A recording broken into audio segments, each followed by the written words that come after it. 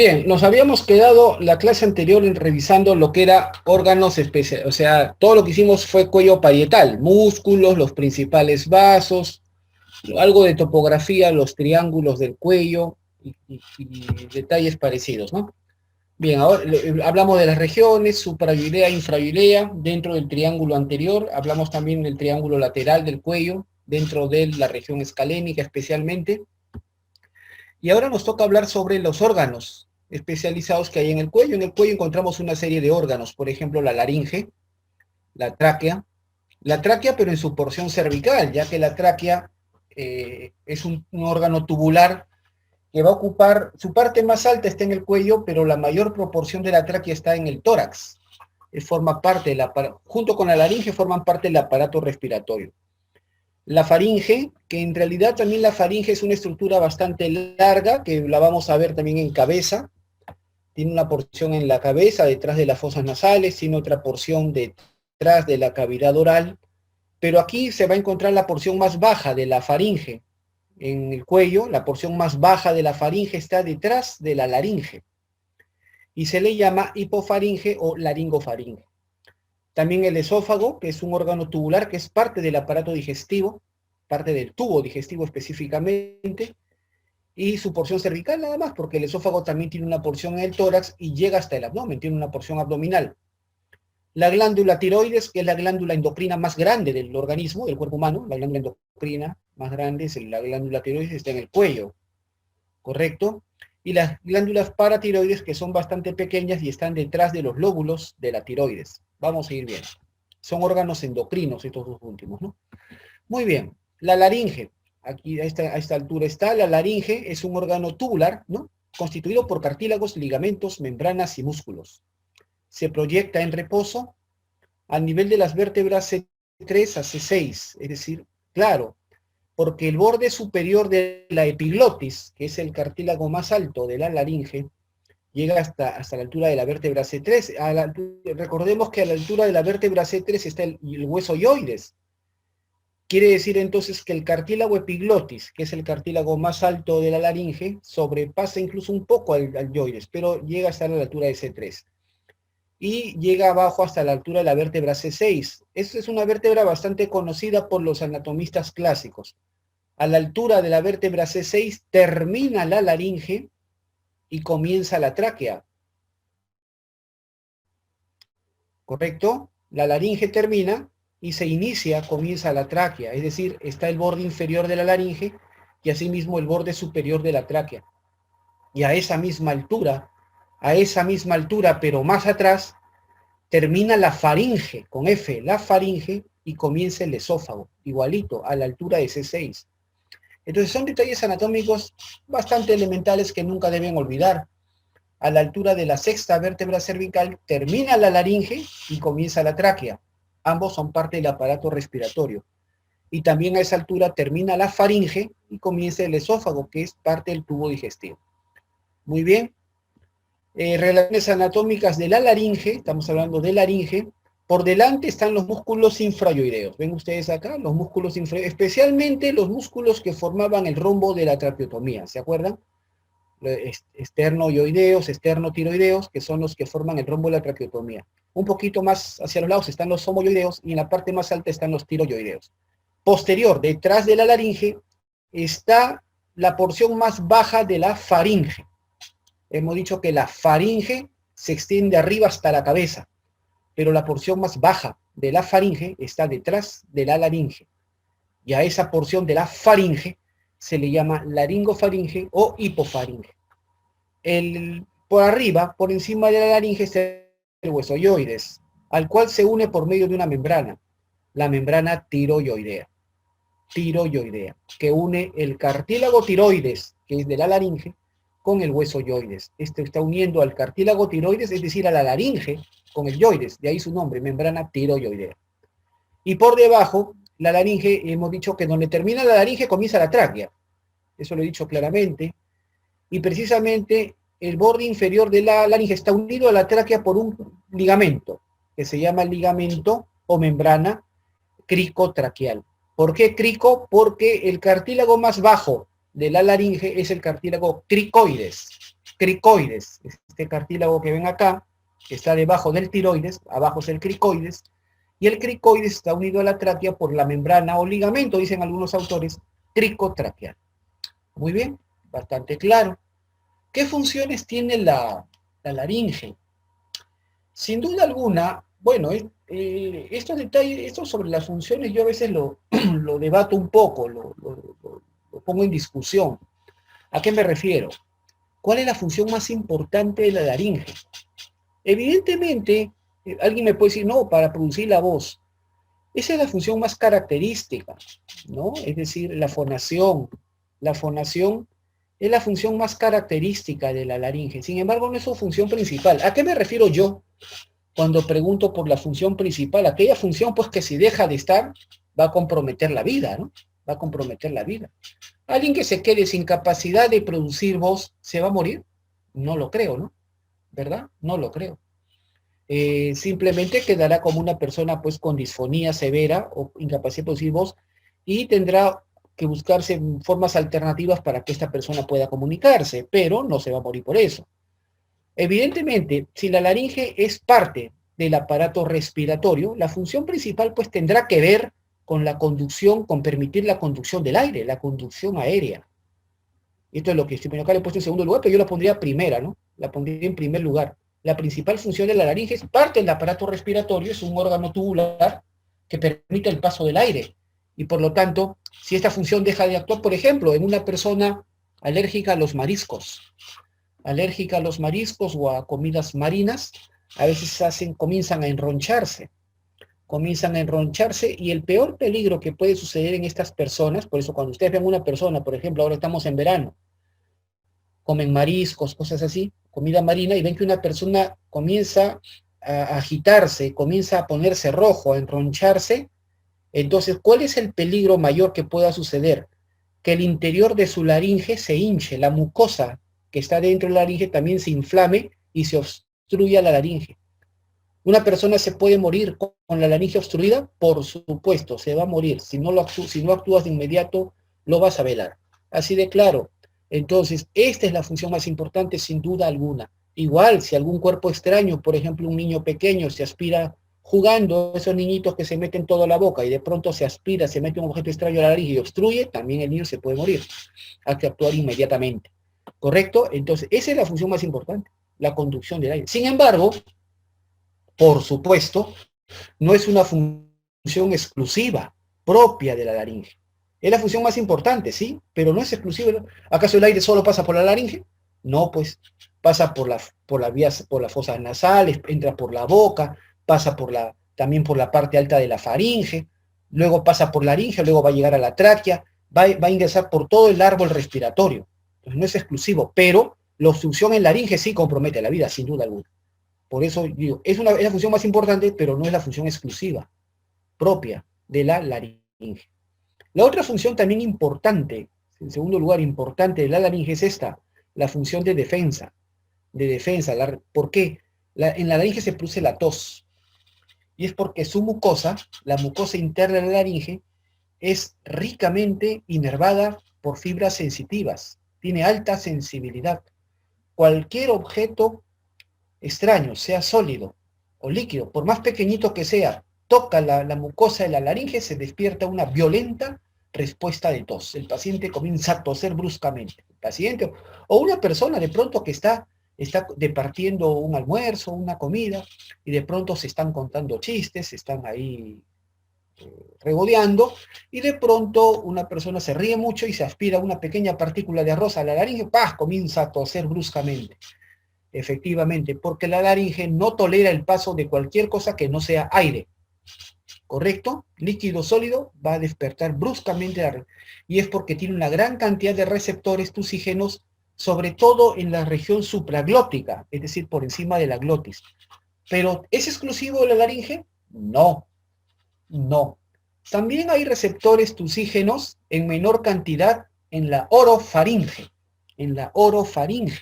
es decir, en la parte posterior de la boca. Y también hay receptores tusígenos en gran cantidad en la porción superior de la tráquea. Entonces, no es exclusivo tampoco.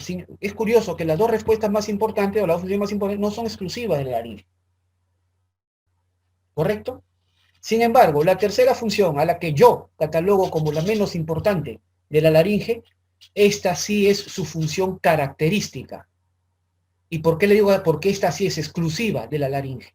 La fonación. La fonación, que es la capacidad de darle tonalidad a los sonidos que emitimos. ¿Correcto? Podemos nosotros cambiar el sonido que emitimos por el aparato respiratorio, se llama voz. Se llama voz. Y esta voz la podemos agudizar, poner una voz muy delgada, o podemos poner una voz muy gruesa. Podemos gritar, llevar la voz muy alto, o podemos hablar bajito. ¿Me dejo entender? Hay tonalidades de voz, tonalidades alta, baja, y hay modalidades de voz. Modalidad grave, modalidad aguda. Uno puede modificar, y eso es gracias a la laringe. Sin laringe, esta función se pierde. Se pierde. El paciente no puede generar o entonar sonidos de voz. ¿Me dejo entender?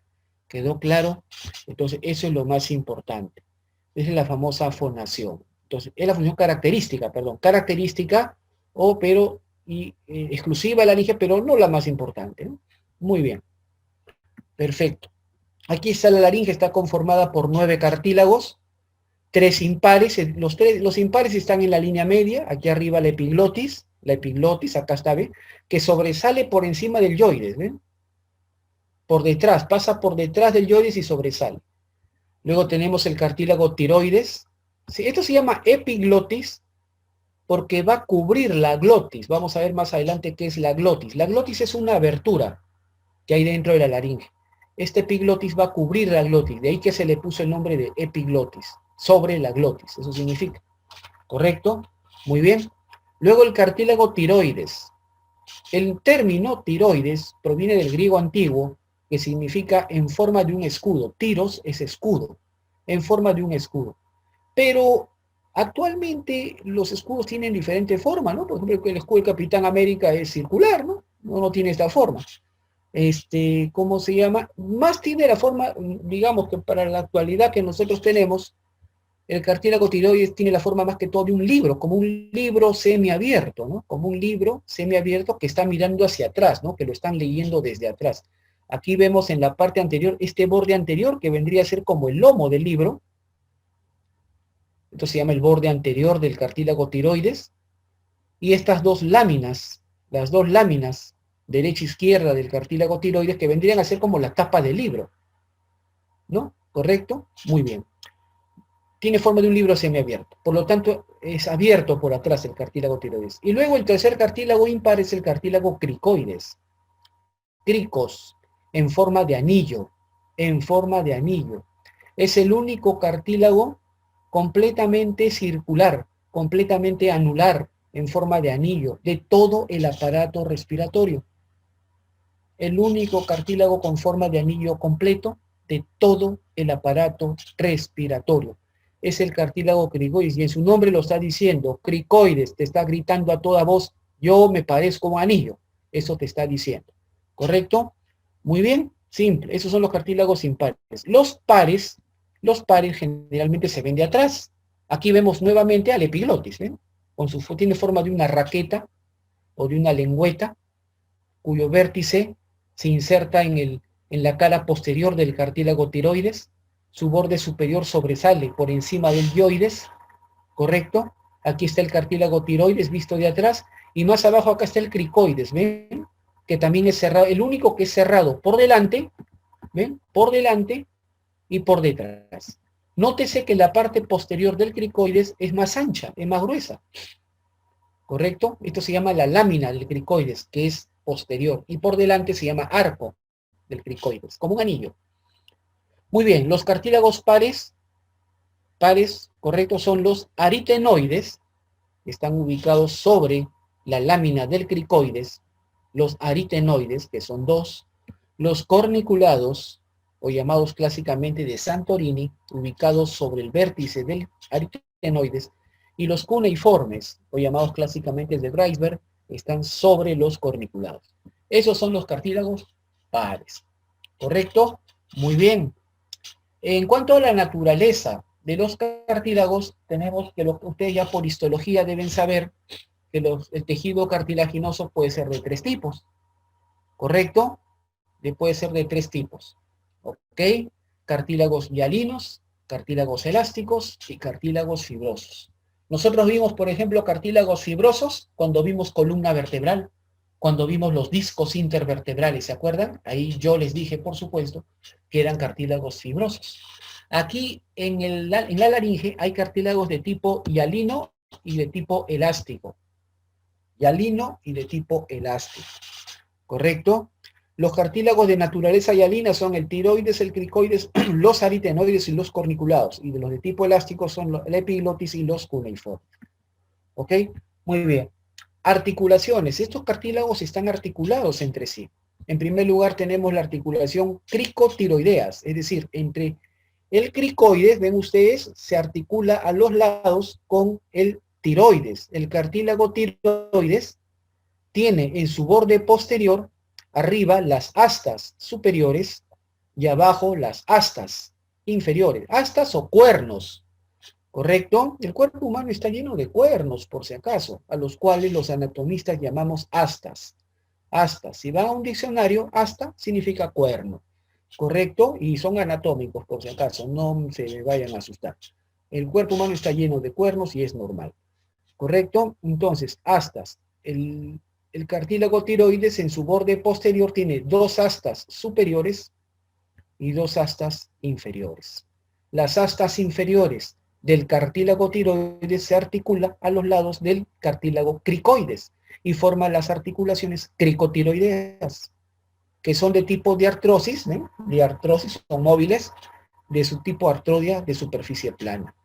Las cricoaritenoideas, es decir, entre el cricoides y el aritenoides, ¿ven? Cricoides con aritenoides, también diartrosis de su tipo condílea, elíptica.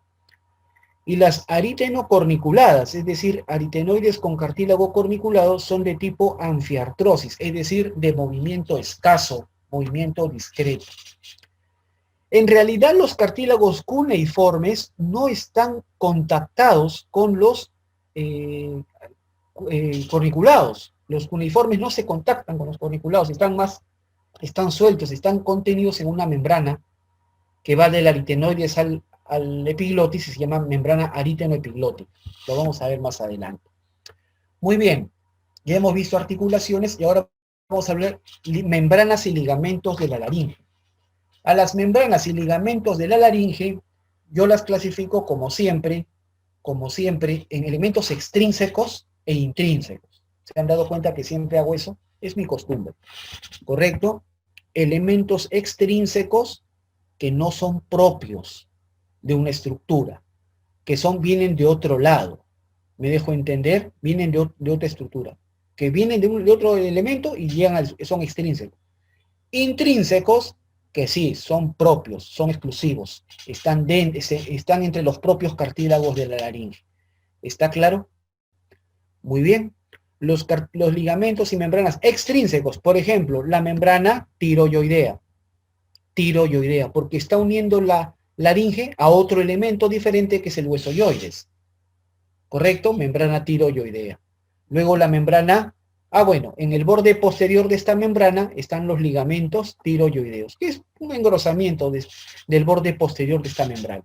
Luego tenemos la membrana cricotraqueal. Su nombre lo dice. Une el cartílago cricoides con la tráquea, la laringe con la tráquea, un elemento extraño. Es por eso que es un elemento extrínseco. Y hay otro ligamento que no lo vemos acá, aquí lo vemos de perfil, el ligamento ioepiglótico, que va del yoides al epiglotis. Este ligamento es importante porque es el que mantiene elevada o levantada la epiglotis, para que, digamos, la cavidad del conducto endolaringeo se mantenga abierto y por acá circule aire. Si este epiglotis cae o baja, obstruye, tapa la vía, la laringe, y eso ocasiona incapacidad de que pase el aire, y eso es grave. Entonces, en reposo, ¿quién mantiene a la epiglotis elevada o levantada? El ligamento ioepiglótico. Pero cuando uno deglute, cuando uno pasa un alimento, sea sólido o líquido, o basta, por ejemplo, ustedes deglutan, pasen su saliva, al deglutir, van a percibir cómo la laringe se levanta.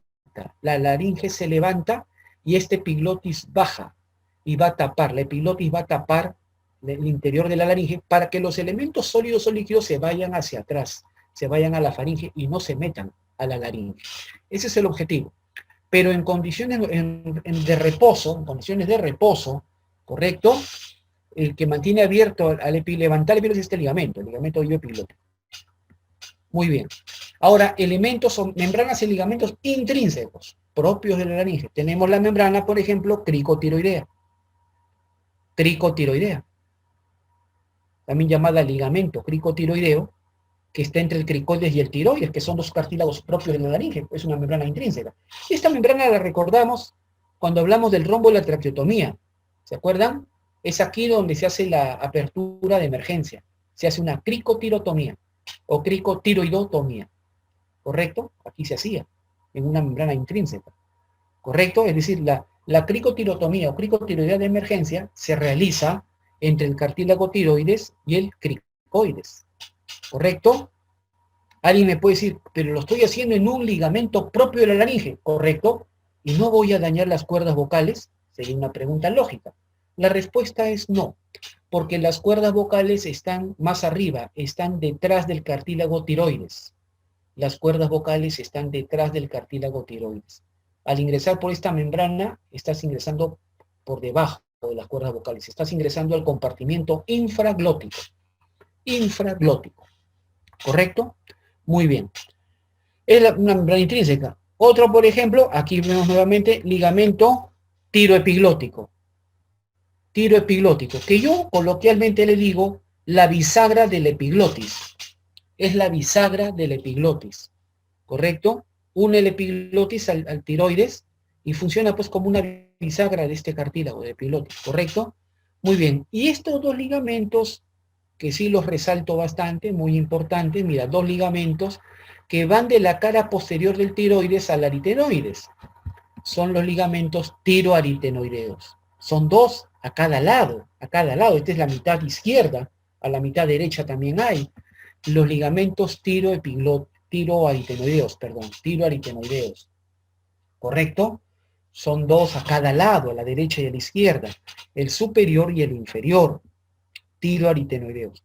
El superior también se le llama ligamento vestibular o cuerda vestibular. Esto es lo que antiguamente se llamaba la cuerda vocal falsa. Las cuerdas vocales, doctores, no son las membranas mucosas. Las cuerdas vocales son los ligamentos. Son los ligamentos. ¿Correcto? Entonces, los ligamentos que obviamente van a estar cubiertos de mucosa y van a formar dos pliegues. Pero los pliegues se llaman simplemente pliegues vocales. Las cuerdas vocales son los ligamentos que están en el interior.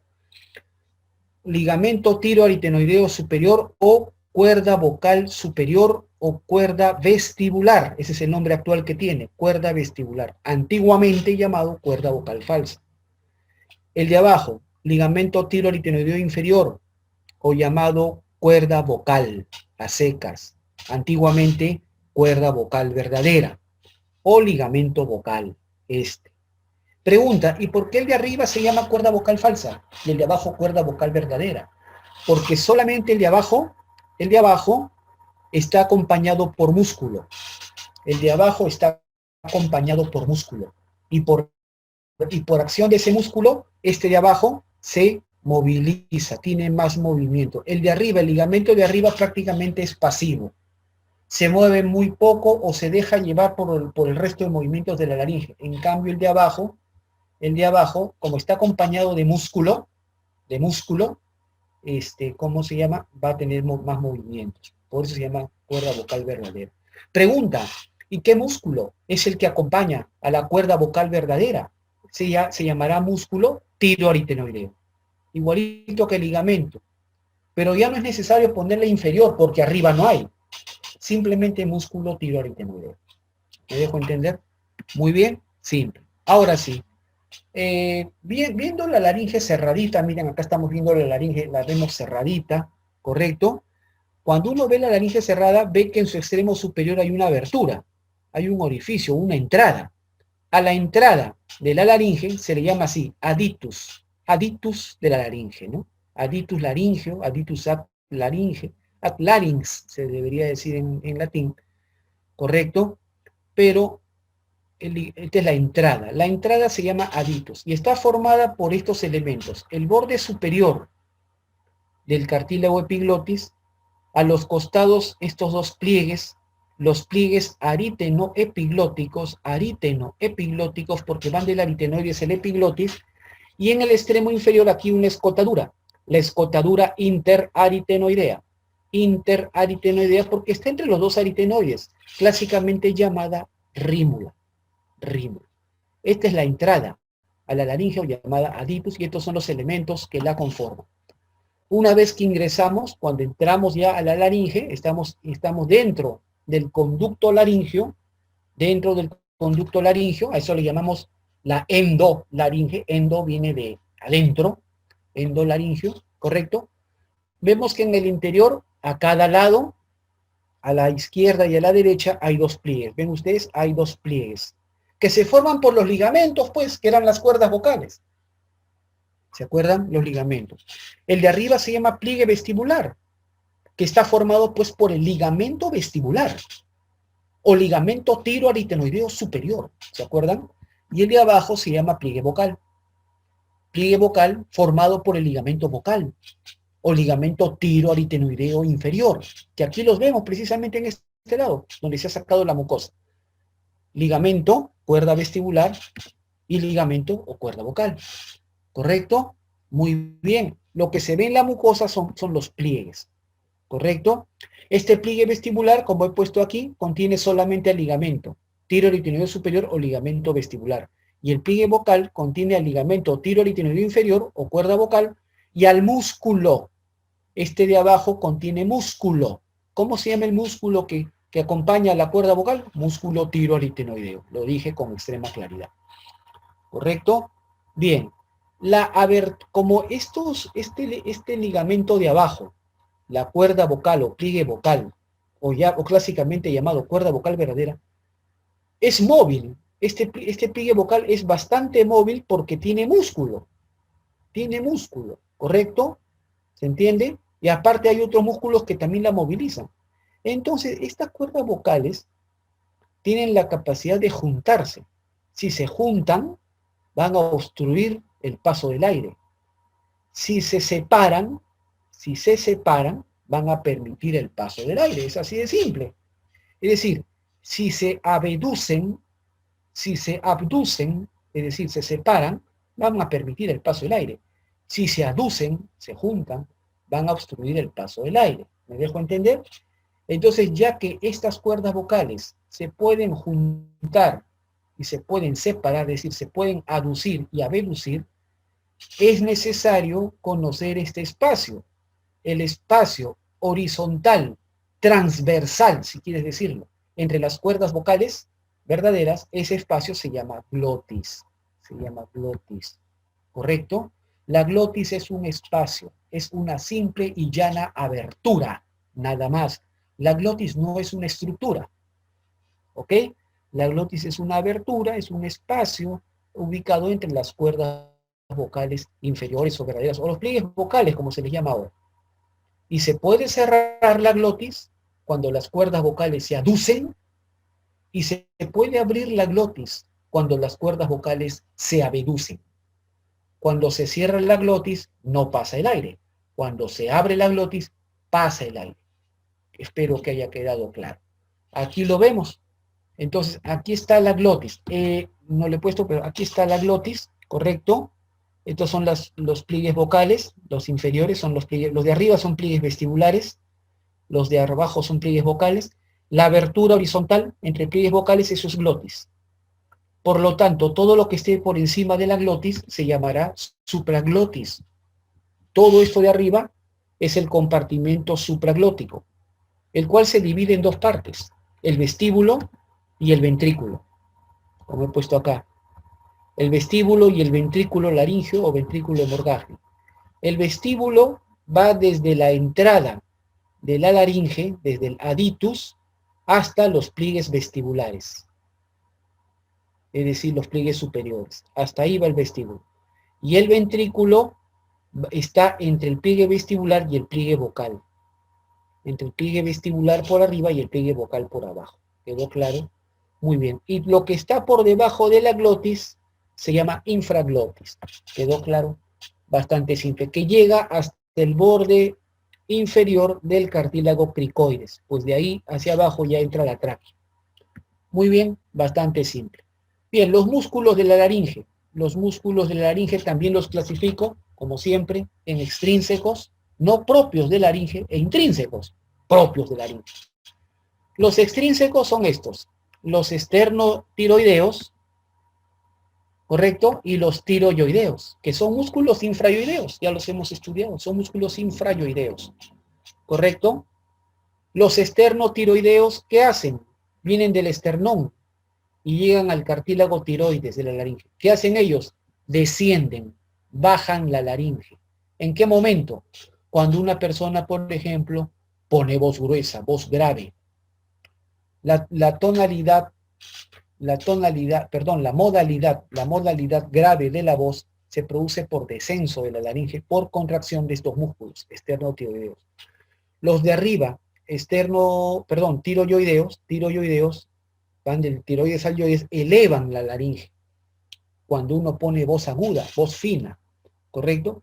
Por eso los cantantes profesionales, los que no necesitan autotune, ¿no? Es decir, los que no cantan reggaetón, hablo de cantantes profesionales, ¿correcto? Ustedes vean, observen su garganta, cómo se levanta y baja, ellos entrenan mucho estos músculos, ¿correcto?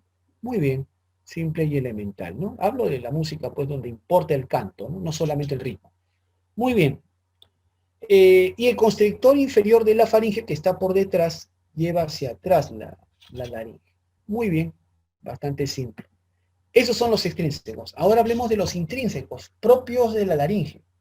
Unen los cartílagos de la laringe, bien simple. Tenemos en primer lugar los músculos cricotiroideos. Perdón, pensé que estaban señalados. Aquí están. Estos pequeñitos de acá son cricotiroideos. Su nombre lo dice, ¿no? Del cricoides al tiroides. Son intrínsecos. Cricotiroideos. Son los únicos músculos intrínsecos de la laringe que se ven por su cara anterior. Los únicos que se ven en la cara anterior, por delante. Todos los demás se ven de atrás. Todos los demás están atrás. ¿Estamos de acuerdo? Los únicos que se ven de adelante son estos, los cricotiroideos. Aquí lo vemos. ¿Correcto? Muy bien, aquí están los cricotiroideos. Ahí los tienes, claramente. Tiene dos porciones, no voy a entrar en tanto detalle, este es un curso elemental, pero simplemente mencionar a cada lado están los cricotiroideos. ¿Qué función tienen estos músculos? Estos músculos tensan, alargan y tensan la cuerda vocal. Alargan y tensan la cuerda vocal, por si acaso, ¿no? Por si alguien no me ha comprendido bien, de ahora en adelante, cuando diga cuerda vocal, me estaré refiriendo tácitamente a la cuerda vocal verdadera, ¿ya?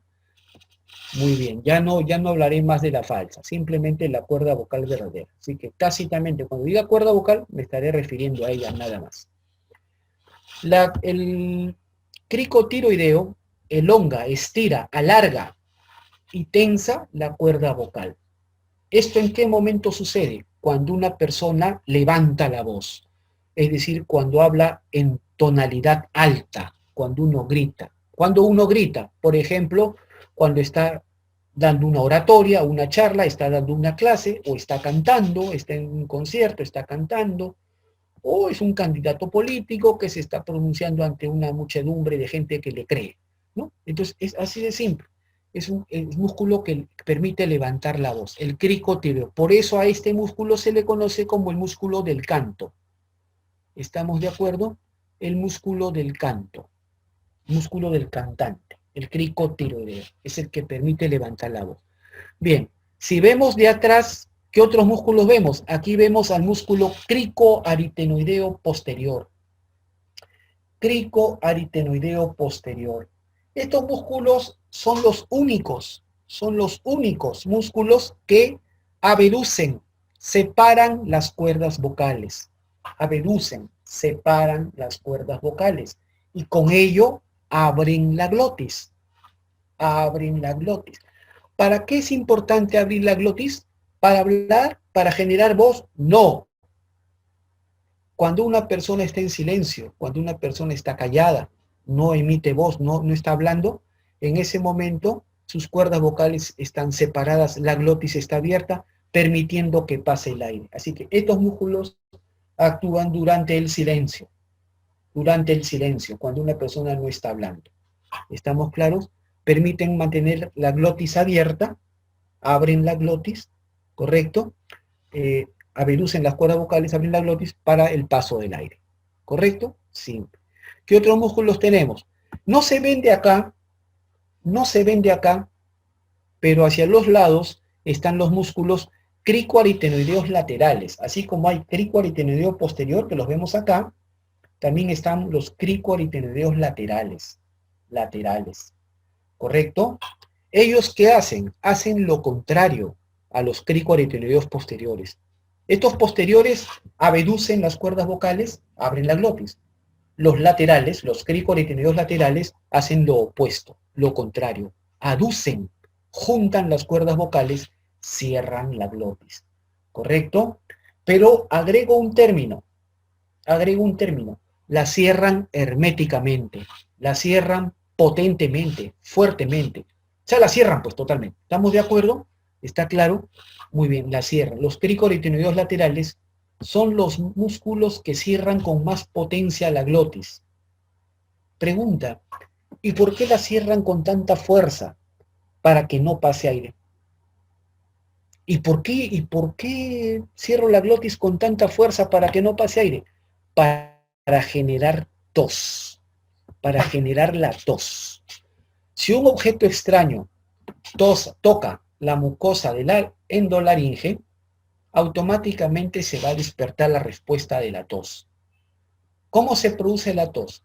La tos se va a producir, es un mecanismo, una secuencia, ¿correcto? Hay una irritación de la mucosa de la laringe, esto es captado por receptores de los nervios vagos, que van a llegar al bulbo raquídeo, y ahí hay unos núcleos internos en el tronco encefálico que permiten la respuesta de la tos. La respuesta va a salir también por los nervios vagos, ¿correcto? Y acto seguido, inmediatamente, cuando un objeto extraño se mete en la laringe, lo primero que hace la glotis es cerrarse, herméticamente, bruscamente, potentemente, fuertemente. Se cierra la glotis.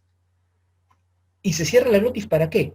Para aumentar la presión del aire que está por debajo de ella, dentro del árbol respiratorio. Aumenta la presión del aire dentro del aparato respiratorio. Y una vez que ha aumentado la presión del aire, la glotis nuevamente se abre, bruscamente, para que el aire salga con fuerza. ¿La tos acaso no es una expiración potente? Es una expiración, un expulsar el aire de manera fuerte, potente. Es un mecanismo de defensa, ¿correcto?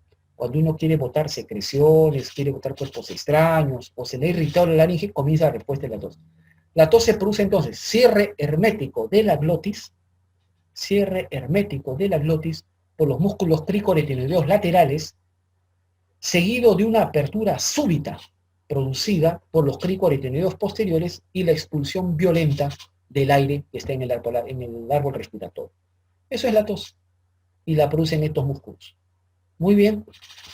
Luego tenemos este músculo de acá, el aritenoideo. ¿Correcto? Así le llaman los libros actuales, aritenoideo. Clásicamente, a este músculo le llamábamos interaritenoideo, porque va de un aritenoides al otro. Interaritenoideo, incluso algunos maestros le decían ariaritenoideo, porque va de un aritenoides al otro. La nomenclatura actual le llama así simplemente, músculo aritenoideo. ¿Qué función hace? También aduce, junta las cuerdas vocales, cierra la glotis. Pero no la cierra potentemente. Convierte la glotis en una hendidura, es decir, deja una ranura, deja la glotis como si fuera una ranura. ¿Para qué? Para que cuando el aire salga por esa ranura, haga vibrar los bordes de las cuerdas vocales y se produzca la voz. La voz se produce cuando las cuerdas vocales están juntas entre sí, pero con la glotis en forma de una hendidura. Es como cuando tú soplas a través de una hendidura hecha en un plástico. Va a generar sonido, igualito. Se produce la voz. ¿Correcto? Muy bien. Aquí tenemos otros músculos, los músculos aritenoepiglóticos, su nombre lo dice, del aritenoides al epiglotis. Estos son los únicos músculos que no actúan, no trabajan sobre las cuerdas vocales. La función de ellos es bajar la epiglotis, descender la epiglotis para tapar la entrada de la laringe y los cuerpos extraños no se metan a la laringe, así de simple. Aquí vemos, miren, acá hay otros músculos, muy bien, acá se ve, ahí está el cricoaritenoideo lateral, el que cierra herméticamente la glotis. Aquí está el tiroaritenoideo, este es el músculo que está junto a la cuerda vocal, junto al ligamento tiroaritenoideo inferior. Este es el tiroaritenoideo, aquí también.